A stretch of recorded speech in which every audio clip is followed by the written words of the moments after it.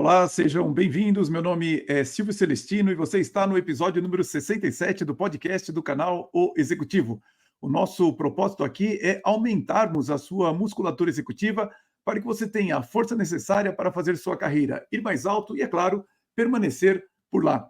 E para isso, nós falamos sobre temas como gestão de pessoas, o equilíbrio de vida pessoal e profissional e, é claro, sobre negócios. Hoje nós vamos falar sobre o que aconteceu no mercado financeiro nessa última segunda-feira, quando as bolsas caíram bastante, tivemos um tremor que abalou desde o Japão até os Estados Unidos. E eu vi várias pessoas dando explicações por aí, mas eu procurei buscar e trazer aqui para você exatamente o que foi que gerou esses problemas. Como eu disse no episódio anterior, muita gente fica pensando assim, olha, será que tem uma bolha no mercado de inteligência artificial, que foi o tema que eu desenvolvi no episódio anterior, mas isso realmente, como eu disse, não faz o menor sentido. Nenhuma bolha começa um mercado como de inteligência artificial. A bolha sempre começa no mercado financeiro. E esse tema é interessante para mim, porque, na verdade, eu passei pela crise do ano 2000 e aquela crise me fez ver algo fundamental que eu compartilho com você aqui agora para a sua carreira, quer se você seja um empregado ou mesmo um empreendedor, que é o fato de que nós, às vezes, focamos demais no nosso próprio negócio e as nossas próprias habilidades. E nos esquecemos que nós estamos em um mundo cercado de questões extremamente complexas e as questões financeiras, elas são feitas complexas exatamente para que você não tenha nem interesse em lidar e também em compreender aquilo. Mas aquele momento que foi bastante desafiador para mim fez com que eu começasse a me interessar sobre esse tema. E, é claro, eu sou formado em administração de empresas, tenho uma pós-graduação em marketing industrial, então tive cadeiras na faculdade, na pós, de administração financeira, também muita habilidade, mas, afinal, por que isso não ajuda tanto as pessoas? Porque o sistema financeiro ele é gerido por ideias feitas por PhDs, por pessoas formadas em escolas de renome. Entretanto, você precisa de pessoas que auxiliem você a interpretar qual linha de pensamento que segue o presidente do Banco Central americano ou o presidente do Banco Central europeu. E essas pessoas eu fui buscar ao longo desses mais de 24 anos. Aliás, eu estudo sobre o sistema financeiro internacional há mais tempo do que a liderança, só que eu sempre estudei isso para mim.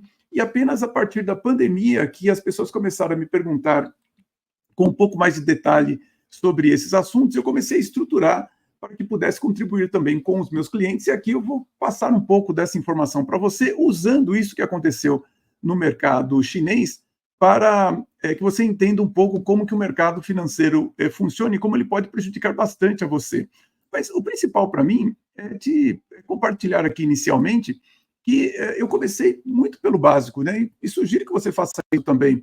Lá por volta do ano 2000, quando eu queria entender o que tinha ido errado nos meus negócios, por que o mercado de informática e das empresas.com estava ruindo, eu entrei em contato, graças, aliás, à indicação de um amigo, com os trabalhos do Robert Kiyosaki, aquele livro Pai Rico, Pai Pobre, que muita gente, inclusive, até hoje critica, mas que, na verdade, ele é um livro muito básico, que todo mundo deveria conhecer antes de começar até mesmo a ter renda, para saber exatamente o que fazer com o seu dinheiro. Entretanto, é claro, é evidente que você não vai conseguir tomar as decisões baseado num livro tão básico quanto esse. O que é interessante é você adquirir essa linguagem, a nomenclatura daquilo que é ensinado nesse livro, mas eu percebo que o Robert ele fez um verdadeiro movimento no mundo, trazendo outros escritores e outros consultores que podem ajudá-lo a tomar decisões importantes nos seus investimentos.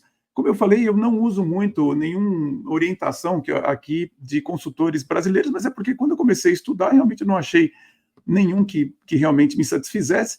Mas só para compartilhar com você quais são os autores que eu leio, que eu estudo, que eu participo de conferências e tudo mais, do Robert Kiyosaki, eu passei a conhecer o Michael Maloney, na minha opinião, o maior estudioso da história do dinheiro do mundo nesse momento. Ele tem não apenas o seu primeiro livro, que ensina você a fazer investimentos em metais preciosos, mas nesse primeiro livro, ele conta toda a história do dinheiro, né? Como que o dinheiro surgiu, como ele se desenvolveu e em que momento nós estamos. E por que isso é importante para você?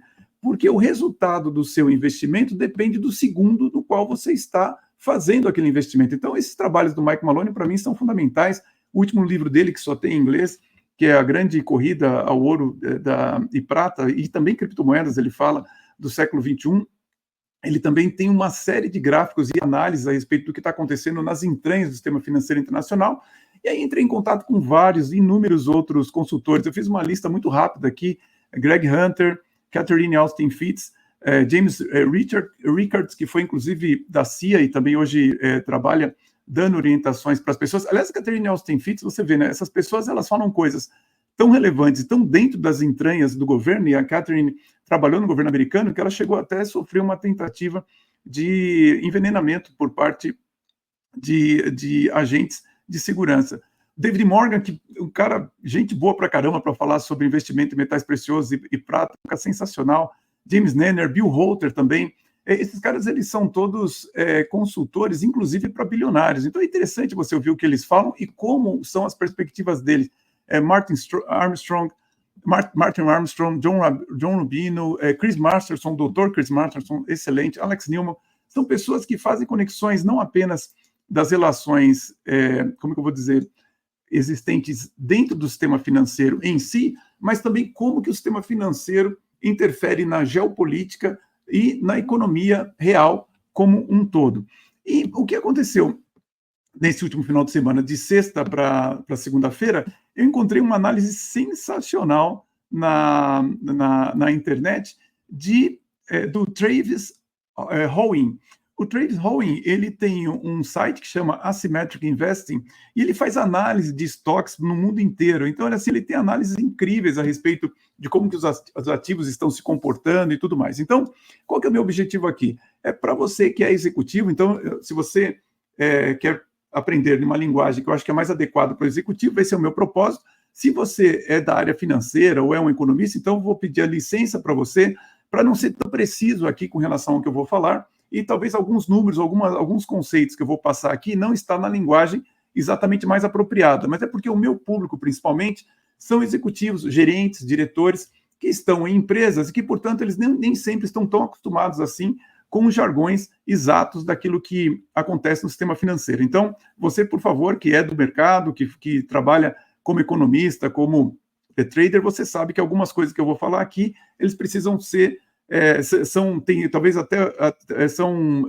faladas de maneiras diferentes quando a gente faz as operações. Mas é importante, tá? Eu sempre estudei tudo isso para que eu pudesse fazer os meus próprios investimentos. É claro que o meu principal continua sendo a minha empresa de desenvolvimento e treinamento de líderes executivos e empresariais. Então, esse é o meu principal investimento, são negócios. Eu faço também intermediação de negócios e faço investimento no mercado que não é o mercado financeiro. Eu invisto principalmente em metais preciosos e em criptoativos. E tudo isso, ao longo do tempo, foram conclusões que eu fui tirando, estudando nessas conferências, com esses autores, entendendo o que está acontecendo no mercado financeiro. Então, nada do que eu vou falar aqui, entenda que é alguma recomendação de investimento. Isso tudo eu tenho usado muito mais para mim e tem dado bons resultados, então por isso que eu vou compartilhar com você. Mas que parte? A parte que diz respeito a você entender o que aconteceu, porque eu tenho visto muitas análises aí que são inapropriadas. E como eu falei, eu encontrei esse autor aqui, o Travis Howing. Bom, conforme você vai buscando todos esses consultores, né, sempre vai aparecendo para você novos e que inclusive são referenciados por esses outros autores que eu mencionei. E de repente aparece algum que é mais rápido para fazer a análise de uma maneira mais simples e adequada para você. Então, vamos procurar entender o que foi que gerou essa crise que reverberou em todo o mercado mundial a partir do Japão. Então, esse já é um ponto fundamental para você compreender, porque o sistema financeiro internacional ele é todo interconectado. Então, se alguma coisa acontece em um país, isso necessariamente acaba reverberando nos outros. Então, vamos entender o que foi que aconteceu. Eu vou compartilhar com você uma apresentação que eu fiz baseado nas informações desse analista que eu mencionei. Então, é o Travis Howing.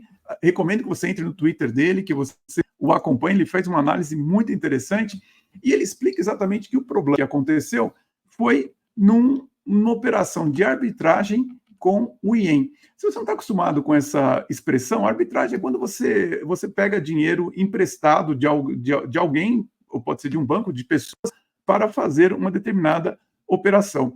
E a operação que deu problema e que gerou essa questão toda no começo dessa semana foi uma operação de arbitragem com o Ien. E ele faz uma brincadeira aqui, logo de cara, ele fala assim, como perder dinheiro fácil, porque realmente você vai ver que é uma operação que tem certos riscos, e é claro que se o risco acontece, você vai acabar perdendo dinheiro.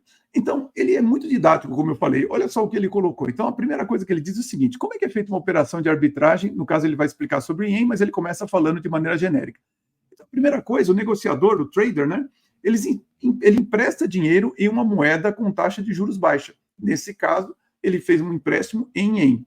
Depois, ele converte esse empréstimo em uma outra moeda, por exemplo, dólar, peso, ou quem sabe até real, e com essa nova moeda, lá no outro país, ele investe em algum ativo a uma taxa de juros, que aí ele coloca nesse slide maior do que 0%. Por que ele coloca isso nesse slide? É pelo seguinte, porque a taxa de juros no Japão, ela não estava apenas em 0%, ela estava baixa, ela estava negativa em 0,10% ao longo dos últimos anos. Então, é claro que se você pega um dinheiro a uma taxa de juros negativa ou zero e investe em um lugar que tem uma taxa de juros maior que zero, o dinheiro é garantido, o lucro é garantido nessa operação, não tem como dar errado. E aí ele coloca, até que não. E aí ele explica o que foi que aconteceu. Que é o seguinte, quando que o trader ele começa a perder dinheiro? Ora, se você fez uma operação em Ien, você vai começar a perder dinheiro quando o rendimento do Ien aumenta, ou seja, quando você tem uma taxa de juros, por exemplo, no Ien, quando ela se eleva, o rendimento na outra moeda se diminui, isto é, vamos supor, você comprou um ativo por 100 e o ativo começa a perder valor, de 100 ele passa para 99, para 95, para 90, ou então quando a taxa de juros, quando a taxa de câmbio do Ien em relação a outra moeda diminui. Então ele faz uma operação com a taxa de câmbio que é favorável para essa moeda e de repente o Ien se valoriza. É mais ou menos o inverso do que a gente quer que aconteça quando nós viajamos, não é isso? Porque quando a gente viaja, a gente quer que o dólar esteja barato. Mas já deve ter acontecido com você, de você vai viajar, o dólar está em um determinado valor, e quando você volta, né, quer dizer, o dólar, você sai do Brasil, o dólar está 5,30, quando você volta, o dólar está 5,70. Então, isso não é favorável para você. É mais ou menos o mesmo conceito. E aí ele faz uma explicação extremamente didática de qual foi essa operação que gerou aquele problema lá nos mercados. Então, vamos lá. Ele dá um seguinte exemplo, né? Então, entende o seguinte, o Ien é uma moeda extremamente desvalorizada, então, às vezes, a gente fala em bilhão de Ien e o valor em dólar, por exemplo, é apenas de milhões. Então, vamos lá, qual é essa operação que ele faz? Ele coloca 4 passos aqui, vamos começar pelo passo número 1. O passo número 1, a primeira coisa que ele faz, ele pega emprestado 1 bilhão de ienes a uma taxa de 1% ao ano. E quando você converte esse 1 bilhão de ien em dólar, ou seja, ele vai fazer uma operação no mercado americano, por exemplo, que é em dólar, ele converteu esse 1 bilhão em 6,9 milhões de dólares. Então, esse é o valor que ele pegou para investir agora nesse outro mercado que não japonês. Então, ele compra um ativo lá qualquer, ele pode comprar uma ação, pode comprar um título público, ou então um título de uma empresa privada, e vamos supor que ele comprou esse valor todo, ou seja, 6,9 milhões, a uma taxa de 5% ao ano, que é maior do que a taxa lá de 1% que ele colocou aqui nesse exemplo, tá certo? Eu fiz essas contas, tá? Eu coloquei isso aqui tudo numa planilha, então por isso que eu falei que se você for um economista ou um financeiro, você vai ver que os números não estão tão precisos aqui, embora esse aqui está bem preciso, mas se você fizer essa conta aqui, você vai ver que ao final de um ano, você teve de lucro 276 mil reais, ou seja, você pegou emprestado 6,9 milhões de dólares em ien, comprou um ativo a uma taxa de juros de 5%, descontou 1% lá que você teve que pagar do seu empréstimo no mercado japonês, você vai faturar 276 mil dólares por ano. Agora, aí vem a pergunta que é fundamental para nós e que explica o que foi que aconteceu de sexta passada para essa segunda dessa semana. O que pode dar errado numa situação dessa? Bom, a primeira coisa que pode dar errado é a taxa de câmbio cair, né? Ou seja, você comprou o dólar lá com uma taxa de câmbio que permitia você comprar 6,9 milhões de dólares, e aí vamos supor que cai ao redor de 10%, por isso que eu digo, ele faz alguns arredondamentos, aí para você devolver esse valor para 1 bilhão de ienes, não é mais 6,9, agora você tem que devolver 7,7 milhões de dólares para comprar, para saldar o seu empréstimo. Como eu falei, é bem parecido com a questão de quando você viaja, né? Você sai com um certo orçamento em reais, só que aí o dólar varia, no nosso caso aí a gente sai perdendo e aí a gente tem que gastar mais aqui, a hora que a gente tem que pagar as contas no cartão de crédito. Então aí ele faz agora a mesma operação que ele mostrou no primeiro slide, mas ele coloca essa operação de pagar de volta lá os ienes. Então, em vez de ser 4 passos, ele faz em 5 passos. Então, o primeiro passo, de novo, é o empréstimo em ien, 1 bilhão de ienes, ele converte isso em 6,9 milhões de dólares, compra o ativo por esse valor, que vai dar um rendimento para ele de 5%, só que na hora que ele tem que pagar o débito, né, que ele imaginava que ele ia pagar 6,9 milhões, daria para ele aqueles 276 mil de lucro. Entretanto, na hora que ele vai pagar, não é mais 6,9 milhões. Olha para o step 4, para o passo 4, que é pagar o débito. Isso aí agora ele tem que pagar 7,7 milhões de dólares. Né? Então, esse valor faz com que essa mesma operação, que no primeiro caso dava um lucro de mais ou menos 280 mil dólares, agora está dando um prejuízo de 450 mil dólares. Ou seja, uma simples variação de 10% gera tudo isso de prejuízo para alguém que pegou o dinheiro ali emprestado. Que outra coisa que pode dar errado? Então, agora ele vai fazer uma segunda análise. A primeira análise é essa taxa de câmbio ela mudar desfavoravelmente em relação à moeda que ele converteu o ien.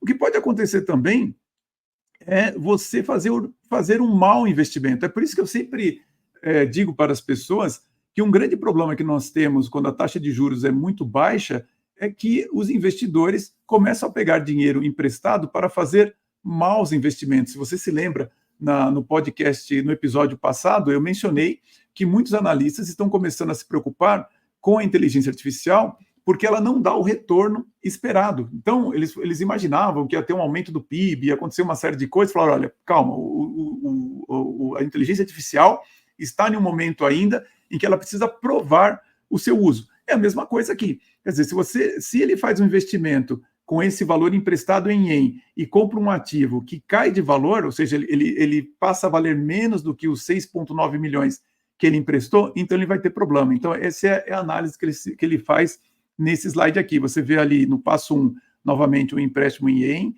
converte para 6,9 milhões, mas olha o que acontece com a compra de ativo. Ele dá um exemplo que o ativo caiu de 6,9 para 6,5 milhões de reais. E aí chega a hora dele pagar o débito, e aí, observa, ele manteve a taxa de câmbio inalterada, ele devolveu 6,9 milhões para lá. Mas só que como o ativo perdeu valor, o prejuízo aqui, como eu falei, ele faz alguns arredondamentos, de 469 milhões, mais ou menos, 469 mil, ele arredondou para 500 mil dólares de prejuízo. Então, nas duas situações, uma alteração na taxa de câmbio ou uma perda de valor do ativo que você investiu causa um prejuízo nesta operação de alavancagem, de arbitragem, melhor dizendo, do ien. E, finalmente, o terceiro exemplo que ele dá é que pode acontecer que a taxa de juros no Japão subiu. Ou seja, o que ele está dizendo aqui é assim, olha, você pegou ali a 1 bilhão de ien, por exemplo, a uma taxa de juros de 1%, e aí, no meio do caminho, a taxa de juros subiu para 3%. O que acontece, então, com esse investimento? Ele dá o exemplo. Ó.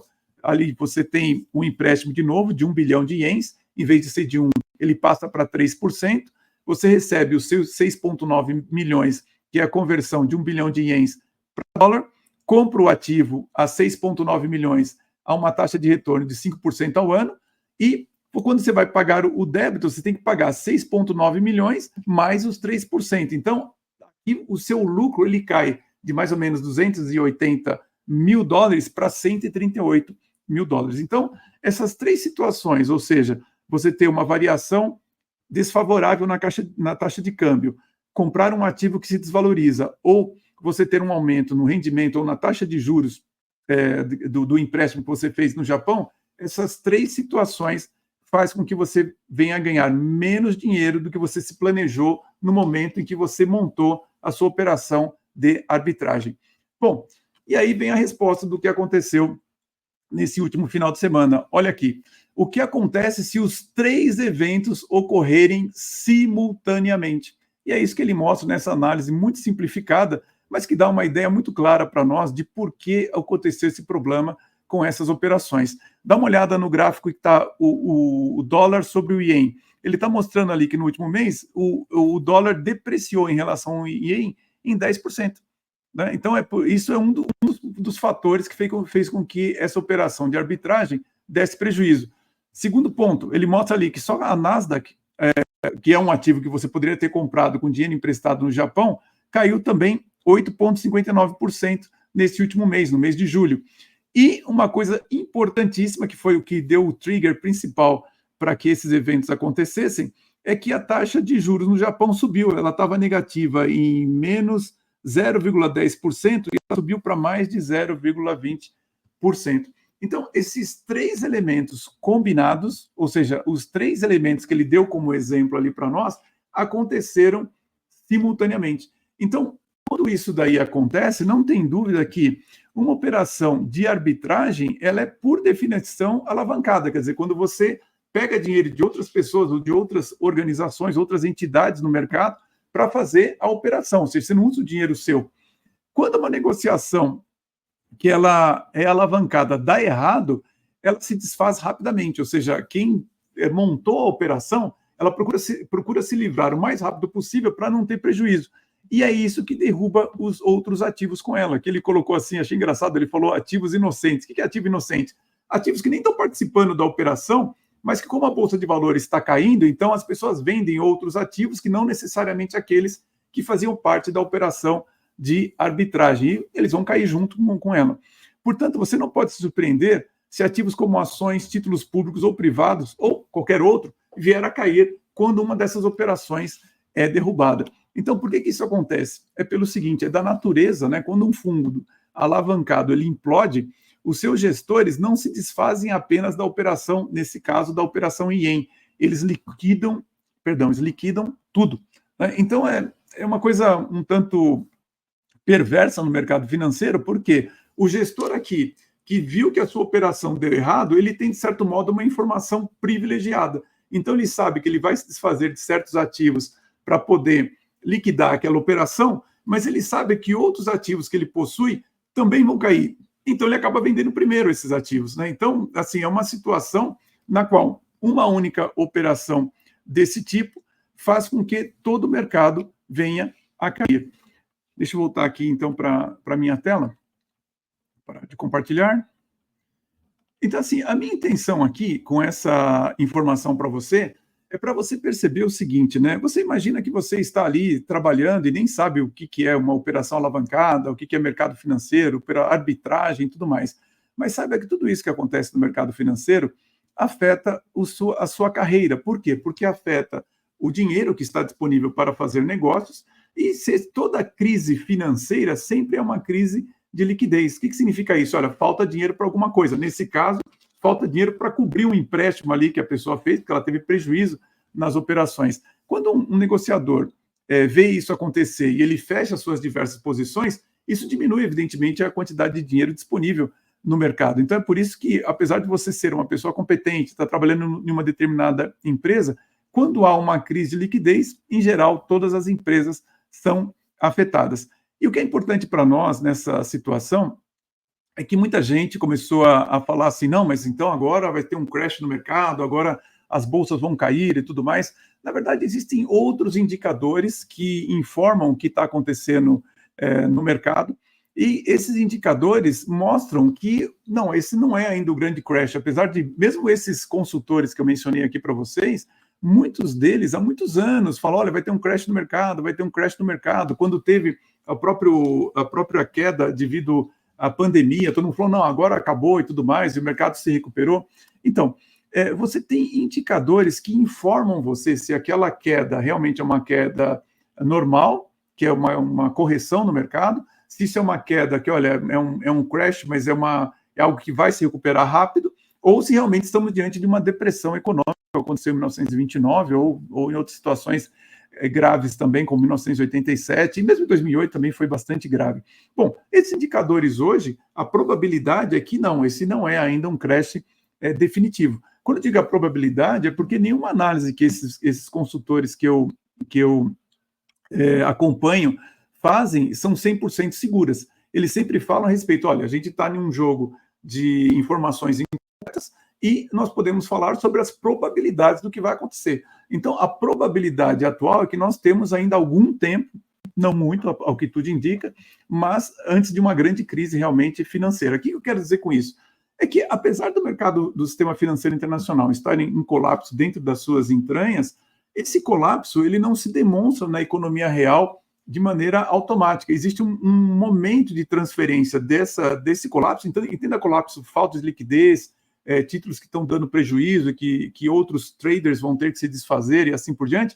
Isso tudo somente vai passar para a economia real ao longo dos próximos meses e anos. Mas isso vai acontecer.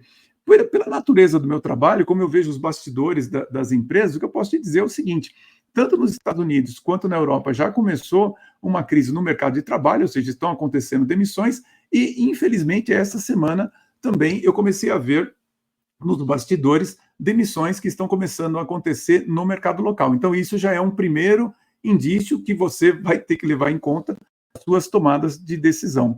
Um momento como esse é um momento de muita prudência, e eu vou mostrar para você aqui um indicador que não é muito preciso, mas acho que só para você ter uma ideia de como você pode ler, em que momento que você está na economia, porque isso varia muito, tanto de país para país, mas de mercado para mercado, mas você há de convir comigo que tudo aquilo que ocorre em economias como a China, Japão e principalmente nos Estados Unidos, afeta a economia global. Então, eu vou passar para você aqui, só para você ter uma ideia, um indicador que ele é bastante impreciso, mas para você ter uma ideia do que pode estar acontecendo, e para você que é assinante do meu canal, link aqui embaixo, eu vou fazer uma análise mais aprofundada de quais indicadores que estão mostrando com maior precisão quando mais ou menos essa crise vai ser transferida para a economia. Então, fica o meu convite para você se inscrever no meu canal, e faço um outro convite.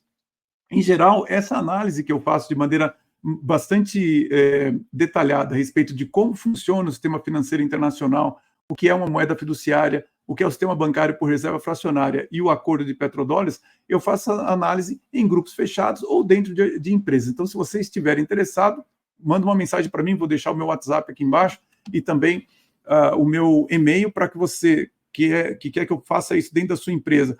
Ou, se você quer fazer um grupo de amigos, um grupo de pessoas conhecidas para a gente conversar também, não tem nenhum problema. A minha principal preocupação é que você tenha informação e não tenha medo a respeito do que vai acontecer, por um motivo muito simples. Toda vez que a gente está diante de uma crise, ela é uma crise se você estiver do lado errado dela. Se você estiver do lado certo, a crise é uma grande oportunidade de investimento. Então, assim, a minha intenção aqui é procurar ajudar o máximo possível de pessoas, não com o meu conhecimento, mas com o conhecimento de pessoas que lidam com essas análises, desde quais são as ideias que seguem os bancos centrais americanos, europeus, chineses, etc., e como que isso impacta a nossa vida aqui embaixo dos pobres mortais. Então, deixa eu te mostrar aqui, deixa eu compartilhar aqui uma tela, só para você... Eu já mostrei isso em outros momentos, mas eu acho interessante de repetir para que você possa ter uma noção clara do que eu estou falando. Opa, peraí, deixa eu ver se eu coloquei aqui. Aqui. Então, assim, o que eu vou mostrar para você aqui é uma tela importante, porque ela fala sobre as vendas de caminhões pesados nos Estados Unidos. Quem me conhece sabe que vira e mexe eu estou falando sobre isso, mas isso aqui é uma informação que, embora não tenha uma precisão muito grande, mas ela ajuda você a entender o que eu quero dizer com ciclos de mercado. Então, você consegue observar claramente as vendas de caminhões pesados desde 1968 até agora, elas seguem um padrão de expansão e contração, e toda vez que ela atinge um valor acima de 500 mil, e depois ela cai, alguns meses depois, que varia de 4 até 15 meses em alguma situação, você tem uma recessão econômica, que são essas linhas cinzas que você vê por aqui. O único momento que isso não aconteceu, eu acho importante destacar, foi na crise que aconteceu em 1990. Por quê? Olha só que interessante. Em 1990, a crise não começou nos Estados Unidos, ela começou no mercado imobiliário, adivinha, do Japão.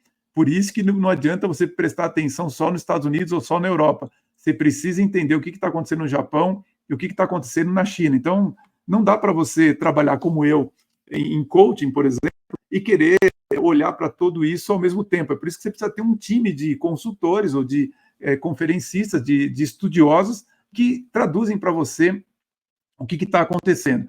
Então, você observa aqui que esse indicador mostrou a crise de 2000 com grande antecedência, a crise de 2008 com grande antecedência, a crise do Covid também mostrou com antecedência, tanto é que eu estava ligando para alguns clientes em função dessa queda aqui, dizendo que em 2020 iria acontecer um problema, ia acontecer uma crise, claro, eu não esperava que fosse ser uma pandemia como a que aconteceu, mas eu já sabia que tinha alguma coisa vindo por aí.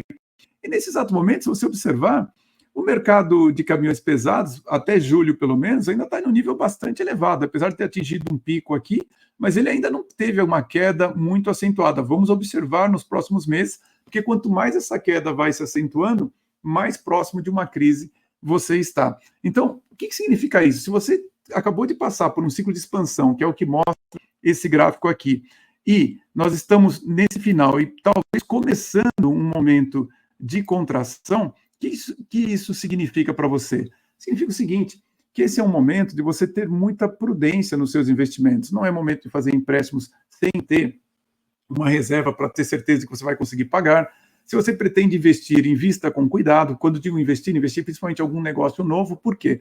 Porque provavelmente, a partir do momento que você tem uma crise em todos os mercados, ou na maior parte dos mercados, essa crise faz com que o preço dos ativos caia. Então, se você tiver muito dinheiro em caixa, em vez de investir agora, se você esperar, você vai poder investir e montar o seu negócio gastando menos. E por que eu estou dizendo isso? Porque uma forma de você se precaver e tomar decisões mais acertadas é você aceitar o fato de que nem você nem eu temos a informação que, por exemplo, os bancos têm, ou os bancos centrais possuem. Nós não temos isso. Esses bancos, grandes megabancos, eles têm exércitos de analistas de mercado, pessoas que estão o tempo todo olhando para tudo quanto é lado para saber o que fazer com o dinheiro não seu, principalmente com o dinheiro do banqueiro, né? Então, assim, se você conseguir entender o que esses bilionários, o que os banqueiros estão fazendo com o dinheiro deles, você vai tomar uma decisão muito mais acertada, porque você consegue copiar, simular com os seus parcos recursos, como é o meu caso, quer dizer, olha, eu não tenho tanto dinheiro assim para investir, mas eu faço com que o meu investimento acompanhe dentro daquilo que é possível o que os bilionários estão fazendo. E nesse momento, você pode pesquisar, inclusive, você vê que as empresas, por exemplo, recentemente, durante esses últimos dias, você vai observar que o fundo do Warren Buffett, o Berkshire Hathaway, ele vendeu bastante ações. Então, o que aconteceu? Esses fundos, eles estão com muito caixa, não apenas os fundos, mas ontem eu recebi a informação de um desses analistas de que os bancos estão aumentando a sua reserva de caixa. Ora, se o banco está fazendo isso, é porque duas questões. Primeiro, ele não está vendo, os bancos e os bilionários, né, não estão vendo tantas oportunidades de negócios assim, mas eles também estão se preparando para algo importante que venha a acontecer. Isso pode se tratar de uma crise real no sistema financeiro e econômico, ou também alguma questão geopolítica. Não preciso estressar para você o que está acontecendo na Europa, no Oriente Médio, ou seja, essas questões são questões que também afetam os mercados financeiros e a economia em geral, e com certeza a empresa em que você trabalha e, portanto, a sua carreira. Como disse, o meu objetivo aqui era passar para você informações, para que você esteja informado do que está acontecendo e não tenha medo, porque isso que está por vir sempre é uma oportunidade, tanto de carreira quanto também para os seus investimentos, desde que você saiba que momento é esse, o que está acontecendo e possa se posicionar adequadamente. Eu não sou nem economista e também não sou especializado em finanças. Na verdade, esse estudo que eu fiz para os meus investimentos e tem dado muito certo ao longo do tempo. E a minha intenção aqui é compartilhar esse pouco aqui que eu conheço com você para que você possa tomar também decisões mais acertadas. Eu tenho uma preocupação muito grande com os executivos e com empreendedores, porque eles trabalham duro para gerar lucro, para gerar resultado para as empresas, e nem sempre eles sabem gerir os seus próprios investimentos. Se você tiver um pouco de conhecimento e olhar para as pessoas certas, que informam com precisão aquilo que é possível saber dentro desse jogo que eu falei de lacunas e também de probabilidades, você vai acertar muito mais e vai preservar muito mais o seu dinheiro. Aliás, eu estava em uma reunião essa semana com gestores de RH e um deles estava mencionando que ele já está no ciclo final da sua carreira e ele tem uma preocupação muito grande se os investimentos deles se o investimento dele vai dar para ele se sustentar até o final da sua vida, porque também são investimentos financeiros, e você vê como ativos financeiros podem cair rapidamente, cair percentuais importantes em tão pouco tempo. Então, essa é a minha ideia. Espero que tenha te dado alguns insights do que fazer e fico à disposição de você e da sua empresa para passar detalhes mais precisos, que é o que eu vou fazer agora com quem já é assinante do meu canal. Se você quiser falar comigo sobre o que são esses eventos que eu reúno pessoas para falar sobre o que está acontecendo no sistema financeiro, por favor, entre em contato comigo aqui. Como eu falei, meu WhatsApp e o meu e-mail estão aqui embaixo. Vai ser um grande prazer compartilhar isso com você, principalmente para você que milita no mundo executivo. Bom, agora, como eu falei, vou fazer agora a continuação com os nossos assinantes e espero que isso aqui que eu te dei possa te dar um pouco mais de paz de espírito e que você tenha entendido um pouco melhor o que aconteceu no começo dessa semana. E conto com a sua presença, então, na próxima quinta-feira, às 19h30, em mais um episódio do podcast do canal O Executivo. Agradeço muito por você ter ficado até aqui, que essas informações lhe sejam muito úteis. Espero que você goste, comente e, claro, compartilhe. Um grande abraço e até a próxima.